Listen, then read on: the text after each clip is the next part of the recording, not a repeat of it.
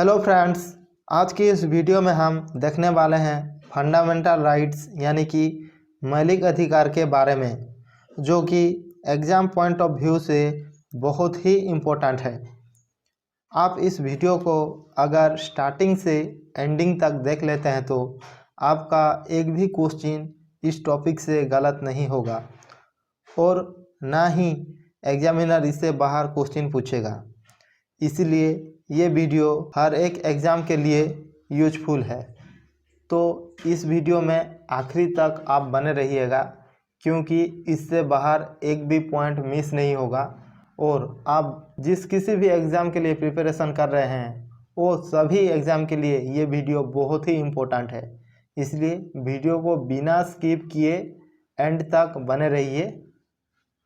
इस टॉपिक से रिलेटेड जितने भी इम्पोर्टेंट पॉइंट है उन सभी इम्पोर्टेंट पॉइंट को बेसिक के साथ समझाने वाला हूँ सिंपल लैंग्वेज में, जो कि इस वीडियो का पार्ट 1 है।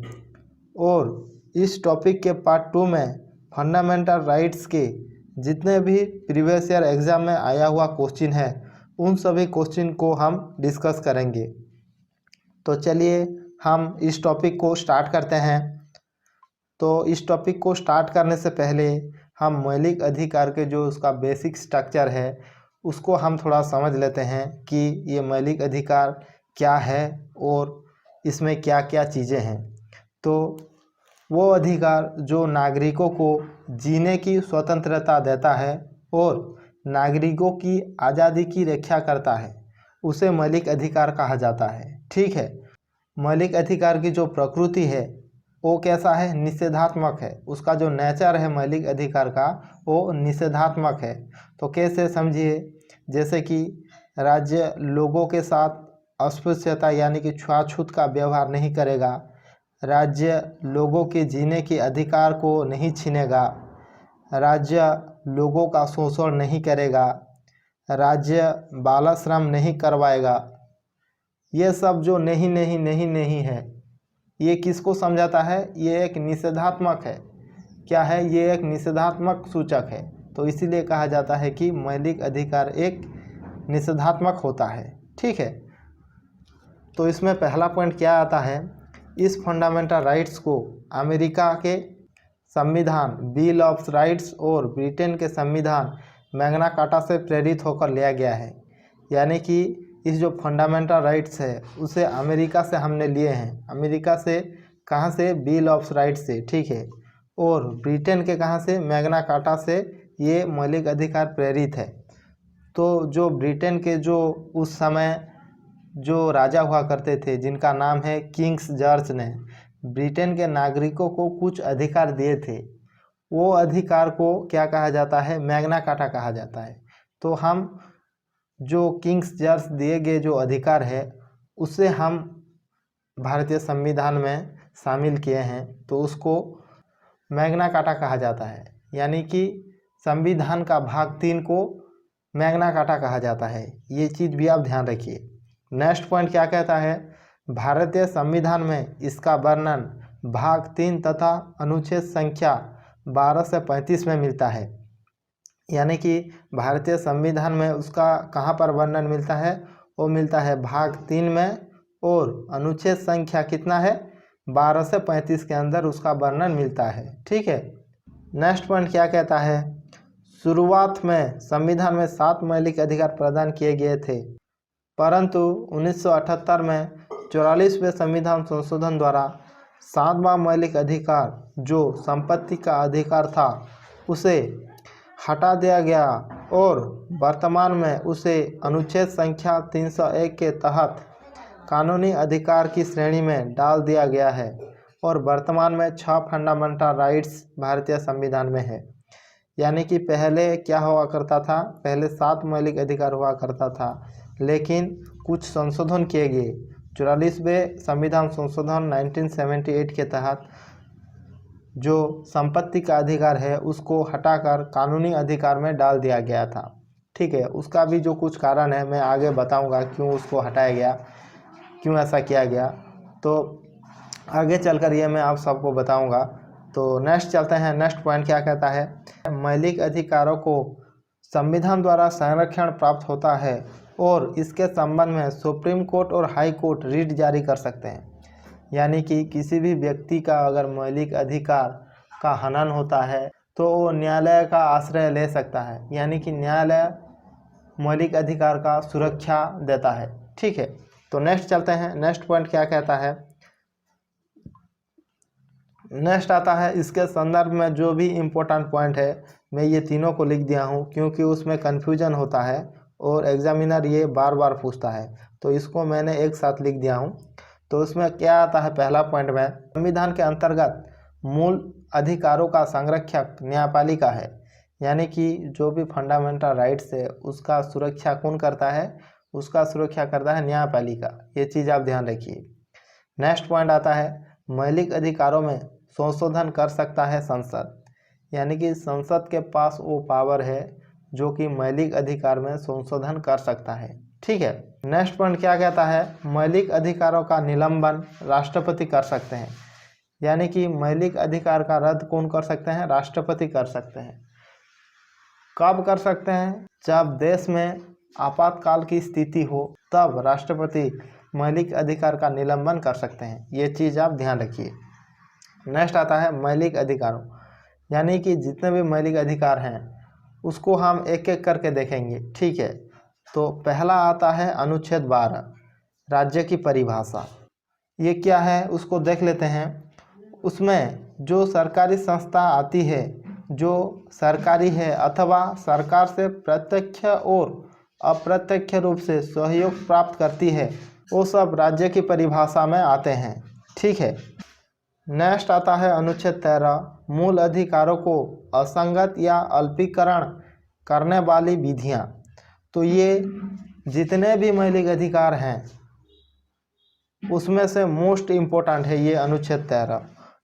तो उसमें क्या है, अनुच्छेद 13 न्यायपालिका को इस बात का पावर यानी कि अधिकार देता है कि किसी भी ऐसे विधि जो मौलिक अधिकारों का हनन करता हो उसका पुनरावलोकन कर सकती है न्यायपालिका, यानी कि ऐसे विधि जो मौलिक अधिकार को हनन करता हो, उसको रद्द करता हो, उसको समाप्त करता हो, ऐसे विधि का पुनरावलोकन यानी कि जुडिशियल रिव्यू कर सकता है।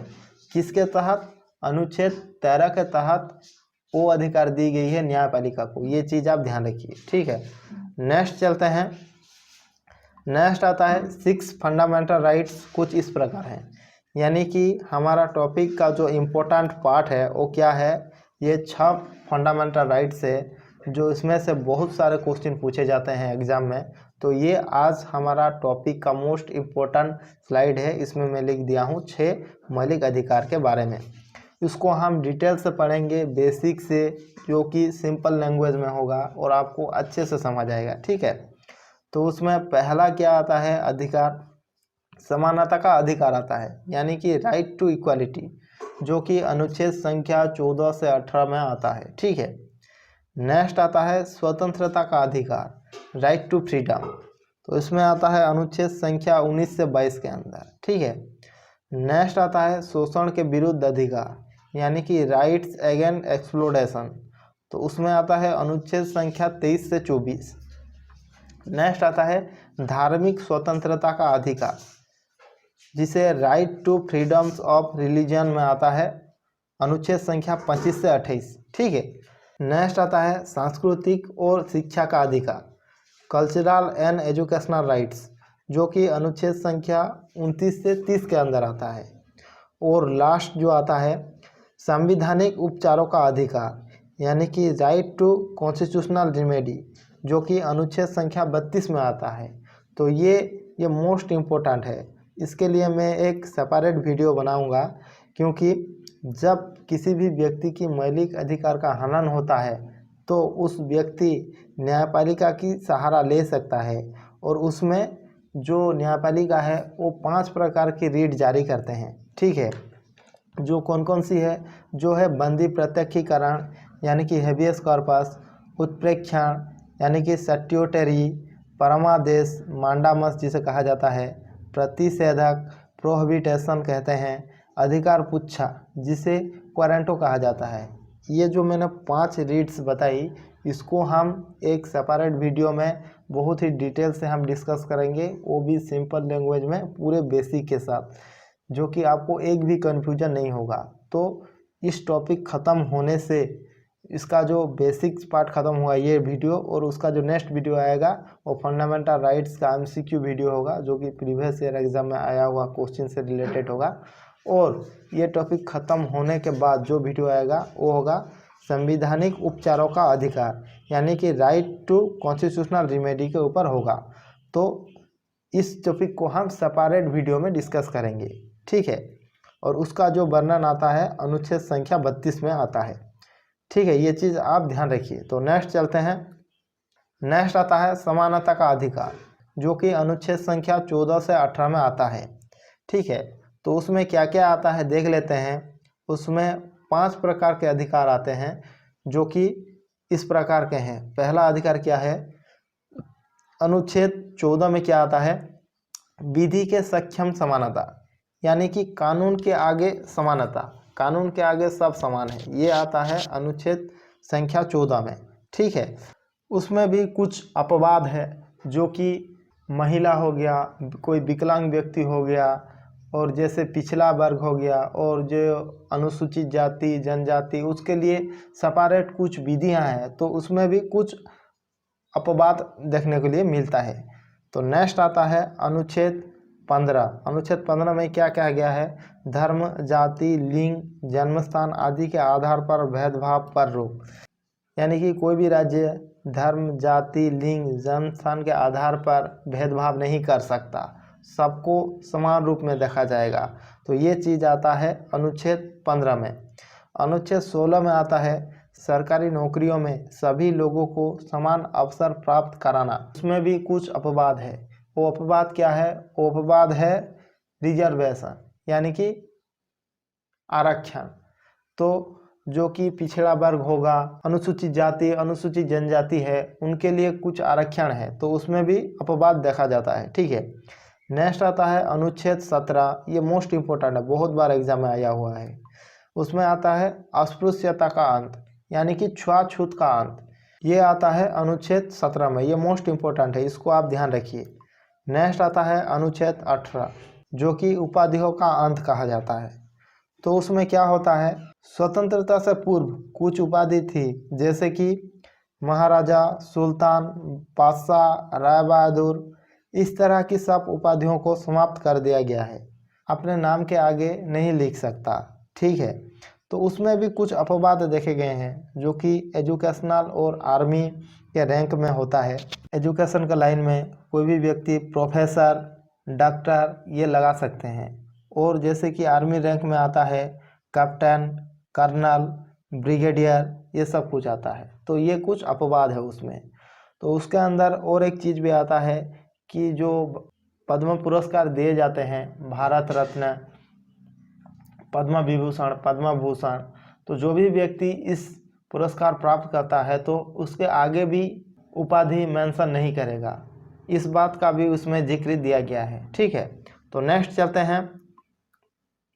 नेक्स्ट आता है स्वतंत्रता का अधिकार, राइट टू फ्रीडम, जो कि अनुच्छेद संख्या 19 से 22 के अंदर आता है। तो उसमें अनुच्छेद 19 में क्या कहता है, इस अनुच्छेद के तहत भारत के नागरिकों को स्वतंत्रता से संबंधित 6 अधिकारों की गारंटी दी गई है, यानी कि स्वतंत्रता से संबंधित भारतीय नागरिकों को 6 अधिकार दी गई है। वो अधिकार क्या क्या है हम उसको देखते हैं। तो 19 के आई में क्या आता है, वाक और अभिव्यक्ति की स्वतंत्रता, यानी कि कोई भी व्यक्ति अपना मत रख सकता है, यानी कि अपना बात को रख सकता है, उसे कहा जाता है वाक और अभिव्यक्ति की स्वतंत्रता, जिसके अंदर आता है मीडिया प्रेस, ये सब आता है 19 के आई में।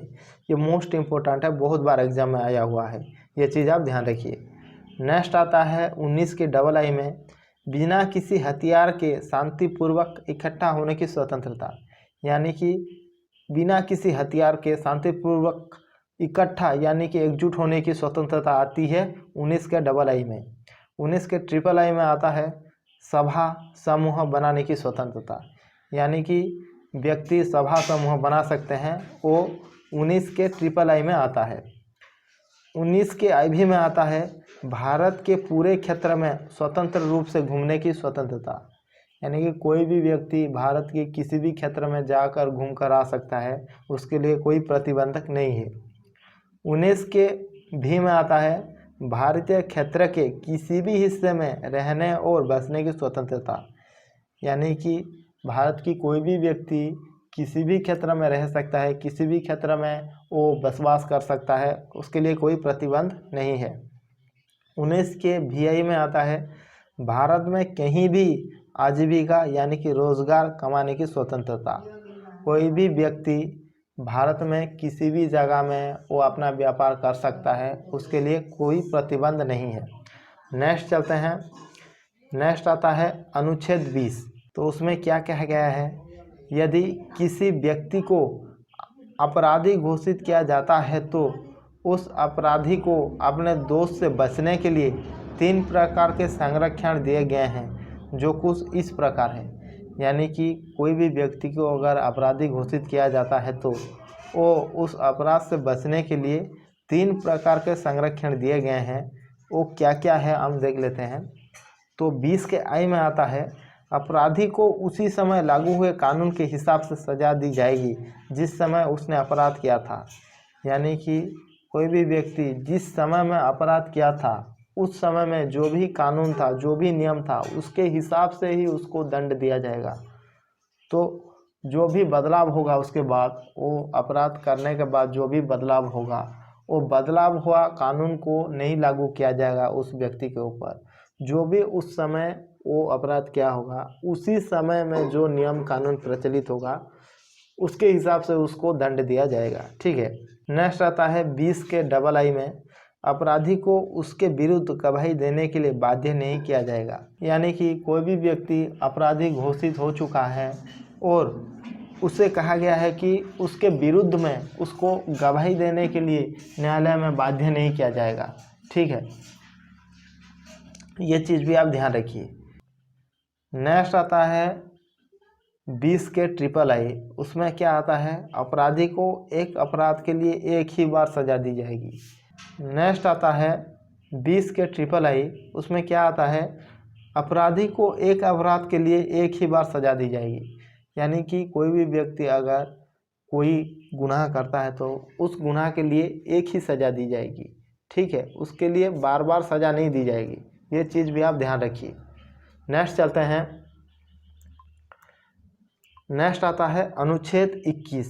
अनुच्छेद 21 में क्या आता है, प्राण एवं दैहिक स्वतंत्रता। क्या आता है, प्राण एवं दैहिक स्वतंत्रता। कोई भी व्यक्ति को जीने, बसने, जीवन यापन करने की स्वतंत्रता दी गई है अनुच्छेद 21 में। ठीक है, तो उसमें एक प्रावधान जोड़ा गया था 21 के A में। तो उसमें क्या है, इसको 86वें संविधान संशोधन 2002 में जोड़ा गया था और इस अधिकार में 6 से 14 वर्ष के बच्चों को अनिवार्य और निःशुल्क शिक्षा का अधिकार है। यानी कि 86वें संविधान संशोधन 2002 में क्या किया गया, 6 से 14 वर्ष के बच्चों को अनिवार्य और निःशुल्क शिक्षा का अधिकार दिया गया, जिसे अनुच्छेद 21A में जोड़ा गया था। ये चीज़ आप ध्यान रखिए, ये बहुत बार एग्जाम में आया हुआ है, इसको आप मिस मत कीजिएगा, आपने नोटबुक में नोट कीजिएगा। ठीक है। नेक्स्ट आता है अनुच्छेद 22। किसी व्यक्ति को अगर गिरफ्तार किया जाता है तो उस व्यक्ति को उसके तहत 3 अधिकार दिए जाते हैं, जो कुछ इस प्रकार है। यानी कि कोई भी व्यक्ति को अगर गिरफ्तार किया जाता है तो उस समय उस व्यक्ति को 3 प्रकार के अधिकार दी गई है, जो कि भारतीय संविधान में वर्णित है। वो 3 अधिकार क्या है, तो पहला आता है 22 के I में, व्यक्ति अपनी गिरफ्तारी के संबंध में पूछ सकता है कि उसे क्यों गिरफ्तार किया गया है। यानी कि व्यक्ति पूछ सकता है कि मुझे क्यों गिरफ्तार किया गया है, मेरा गुनाह क्या है, मेरा कसूर क्या है, तो ये पूछ सकता है व्यक्ति। ठीक है। 22 के II में आता है 24 घंटे के भीतर गिरफ्तार किए गए व्यक्ति को नज़दीकी मजिस्ट्रेट यानी कि न्यायपालिका के सामने उपस्थित कराना होगा। यानी कि गिरफ्तार किए गए किसी व्यक्ति को, उस व्यक्ति को 24 घंटे के अंदर अंदर ही न्यायपालिका यानी कि मजिस्ट्रेट के सामने उसको उपस्थित कराना पड़ेगा। ये चीज़ कही गई है संविधान के 22 में। ठीक है, नेक्स्ट आता है संविधान के 22 में गिरफ्तार हुए व्यक्ति को मनपसंद कानूनी सलाह लेने की अनुमति दी जाएगी। यानी कि कोई भी व्यक्ति को गिरफ्तार की जाती है तो वो अपना बेगुनाही साबित करने के लिए वो अपनी मनपसंद वकील चुन सकता है। उसके लिए भारतीय संविधान में वो छूट दी गई है। ठीक है, तो नेक्स्ट चलते हैं। नेक्स्ट आता है शोषण के विरुद्ध अधिकार, राइट्स अगेंस्ट एक्सप्लोटेशन, जो कि अनुच्छेद संख्या 23 से 24 के अंदर आता है। तो अनुच्छेद 23 में क्या आता है? मानव व्यापार, मानव तस्करी, बंधुआ मजदूरी पर रोक। यानी कि मानव के व्यापार, मानव देह का जो व्यापार होता है, मानव तस्करी, ये सब कुछ और बंधुआ मजदूरी को रोक दिया गया है। बिना मजदूरी दिए हुए उसको अपने काम में नहीं रख सकते, ज़्यादा समय तक काम नहीं करवा सकते। तो ये सब कुछ आता है अनुच्छेद 23 में, जो कि मोस्ट इम्पोर्टेंट है। ये हर एक एग्जाम में आता है भाई। ठीक है, नेक्स्ट आता है अनुच्छेद 24। अनुच्छेद 24 में क्या आता है? 14 वर्ष से कम उम्र के बच्चों के काम करने पर रोक, जैसे कारखाने, ढाबे, होटल में आदि। इस अनुच्छेद बच्चों के शोषण से संबंधित है, तो इसको भी आप ध्यान रखिए। तो ये दो जो अनुच्छेद है वो एग्ज़ाम पॉइंट ऑफ व्यू से बहुत इंपॉर्टेंट है और बहुत बार एग्ज़ाम में आ चुका है, तो इस चीज़ को आप ध्यान रखिए। तो नेक्स्ट चलते हैं। नेक्स्ट आता है धार्मिक स्वतंत्रता का अधिकार, right to freedoms of religion, अनुच्छेद संख्या 25 से 28 में आता है। यानी कि धार्मिक स्वतंत्रता का जो अधिकार दी गई है वो अनुच्छेद संख्या 25 से 28 के अंदर आता है, जो कि मोस्ट इम्पोर्टेंट है। इससे भी एग्ज़ाम में बहुत बार क्वेश्चन आ चुका है, तो आप एक भी पॉइंट को मिस मत कीजिए, वीडियो में आखिरी तक बने रहिए। तो उसमें क्या आता है? अनुच्छेद 25 में व्यक्ति को धर्म को मानने, आचरण करने, उसका प्रचार करने की स्वतंत्रता है। यानी व्यक्ति को वो अपना धर्म को मान सकता है, उस पर आचरण कर सकता है और उसका प्रचार प्रसार कर सकता है। वो कहाँ पर दी गई है? वो अनुच्छेद 25 में दी गई है, जिसमें हम एक उदाहरण से समझते हैं। हिंदू जो कि शोभा यात्रा निकालते हैं, रथ यात्रा निकालता है, ये सब आता है अनुच्छेद 25 में। और जो मुसलमान है जो मुहर्रम के समय में अपना ताज़े निकालते हैं, वो भी अनुच्छेद 25 में आता है। और उसमें और भी आते हैं जो कि सिख धर्म के लोगों की कृपाण धारण करने की बातें हैं, उसमें आती है। और जैन, बुद्ध और सिख धर्म के मान्यता उस अनुच्छेद के अंतर्गत आती है। ये चीज़ भी आप ध्यान रखिए। तो अनुच्छेद 25 मोस्ट इम्पोर्टेंट है, ये चीज़ आप ध्यान रखिए। नेक्स्ट आता है अनुच्छेद 26। प्रत्येक धार्मिक संप्रदाय या उसके किसी भी वर्ग को निम्नलिखित अधिकार प्राप्त है। यानी कि अनुच्छेद 26 में कहा गया है कि प्रत्येक धार्मिक संप्रदायों को जो अधिकार दी गई है उसके बारे में दी गई है। तो उसको हम देखते हैं। 26A में कहता है धार्मिक और धर्मार्थ उद्देश्यों के लिए संस्थाओं की स्थापना और रखरखाव करना। यानी कि मंदिर, मस्जिद, चर्च, गुरुद्वार स्थापना करना और उसको रखरखाव करने की अधिकार देती है अनुच्छेद 26A में। 26B में क्या कहता है? धर्म से संबंधित मामलों में अपने मामलों का प्रबंधन करने के लिए, ये आता है अनुच्छेद 26B में। अनुच्छेद 26C में क्या आता है? चल और अचल संपत्तियों का स्वामित्व और अधिग्रहण करने के लिए। यानी कि जितने भी चल और अचल संपत्ति है उसका स्वामित्व यानी कि ओनर और अधिग्रहण करने के लिए ये अधिकार देती है अनुच्छेद 26C में। नेक्स्ट आता है अनुच्छेद 26D में कानून के अनुसार उन संपत्तियों का प्रशासन करने के लिए। यानी कि जो भी दी गई है मंदिर, मस्जिद, चर्च, गुरुद्वारा, उन संपत्तियों का प्रशासन यानी कि उन संस्थाओं को सुचारू रूप से चलाने के लिए ट्रस्ट का गठन किया जाता है और उनको ठीक ढंग से चलाया जाता है। ये आता है अनुच्छेद 26D में। नेक्स्ट चलते हैं। नेक्स्ट आता है अनुच्छेद 27। तो अनुच्छेद 27 क्या कहता है? धर्म या धार्मिक प्रचार या रखरखाव के लिए किसी भी प्रकार के करों का भुगतान पैसे देने और टैक्स संबंधित बाध्य नहीं किया जा सकता।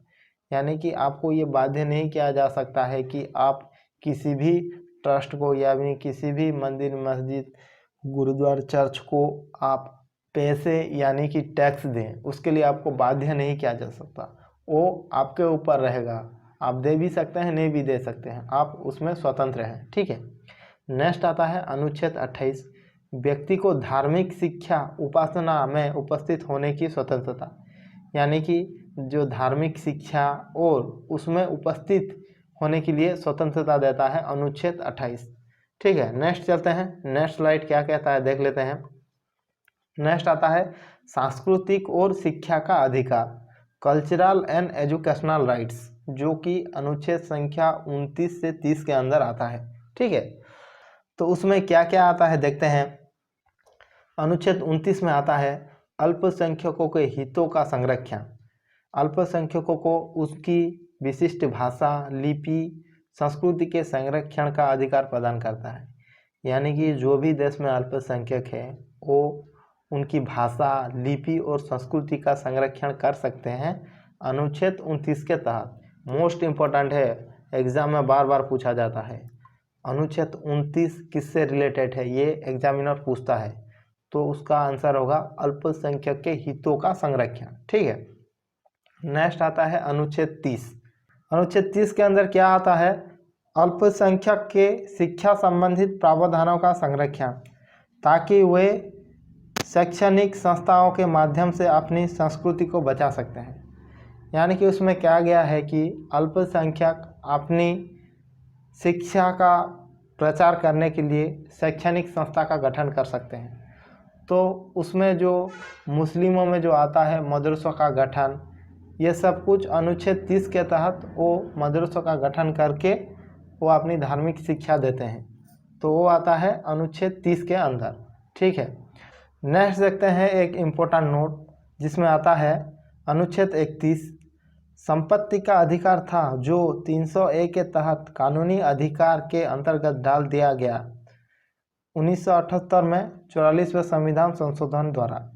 यानी कि अनुच्छेद 31 में क्या था, संपत्ति का अधिकार था, जिसको 1978 में 44वें संविधान संशोधन द्वारा कानूनी अधिकार के अंदर डाल दिया गया। कहाँ पर, अनुच्छेद 300A में। तो क्यों ऐसा किया गया, क्योंकि संपत्ति का जो अधिकार था वो एक मौलिक अधिकार था पहले।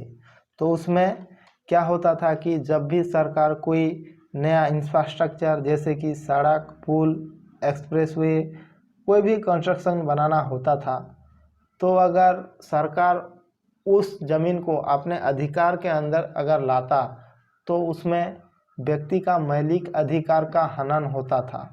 इसलिए सरकार ने उस संपत्ति को अधिकार को हटा करके उसे कानूनी अधिकार में बदल दिया। तो ये कारण था संपत्ति का अधिकार को मौलिक अधिकार से कानूनी अधिकार में बदलने के लिए। तो ये चीज़ भी इम्पोर्टेंट है, ध्यान रखिए। तो नेक्स्ट चलते हैं।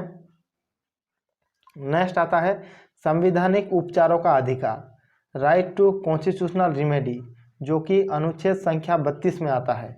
तो ये अनुच्छेद 32 क्या कहता है, आपको जितने भी मौलिक अधिकार ऊपर बताए गए हैं उसमें से किसी भी मौलिक अधिकार का हनन किया जाता है, अर्थात यदि सरकार या कोई भी आपसे आपका मौलिक अधिकार छीनने की कोशिश करता है या छीन लेता है, तो आप सीधे सुप्रीम कोर्ट या हाई कोर्ट में जाकर अपील दायर कर सकते हैं।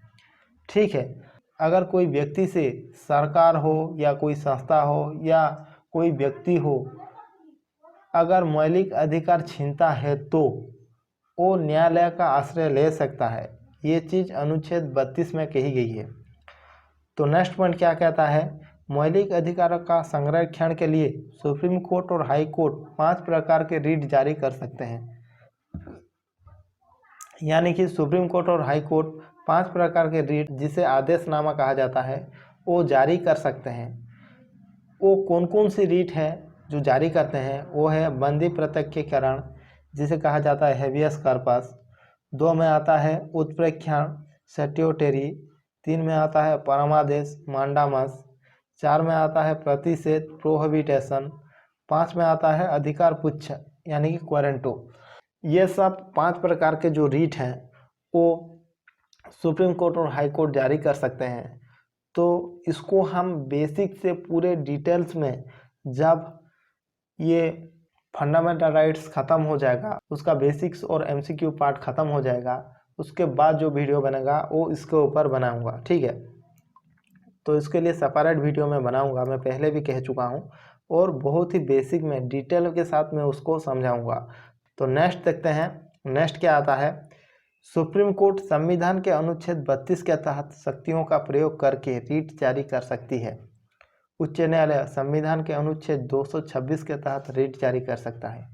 यानी कि सुप्रीम कोर्ट जो अनुच्छेद 32 के तहत किसी भी व्यक्ति का अगर मौलिक अधिकार हनन होता है तो वो अनुच्छेद 32 के तहत रीट जारी कर सकता है, और हाई कोर्ट अनुच्छेद 226 के तहत रीट जारी कर सकता है। ये चीज़ आप ध्यान रखिए। नेक्स्ट पॉइंट क्या कहता है, संवैधानिक उपचारों के अधिकार को BR अम्बेडकर जी ने भारतीय संविधान की आत्मा कहकर संबोधित किया है। यानी कि ये जो है संवैधानिक उपचारों का अधिकार, राइट टू कॉन्स्टिट्यूशनल रेमेडी, ये इसको डॉक्टर BR अम्बेडकर जी ने भारतीय संविधान का आत्मा कहा है, ठीक है। तो ये था फ्रेंड्स हमारा थ्योरी पार्ट्स। इस टॉपिक का जो थ्योरी सेक्शन को बहुत ही अच्छे से पूरे बेसिक के साथ हमने कंप्लीट किया।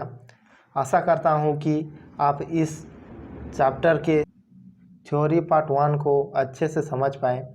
इस चैप्टर का जो नेक्स्ट वीडियो बनेगा वो है फंडामेंटल राइट्स के प्रीवियस ईयर एग्ज़ाम में पूछे गए क्वेश्चन को डिस्कस करेंगे। आज के लिए इतना ही।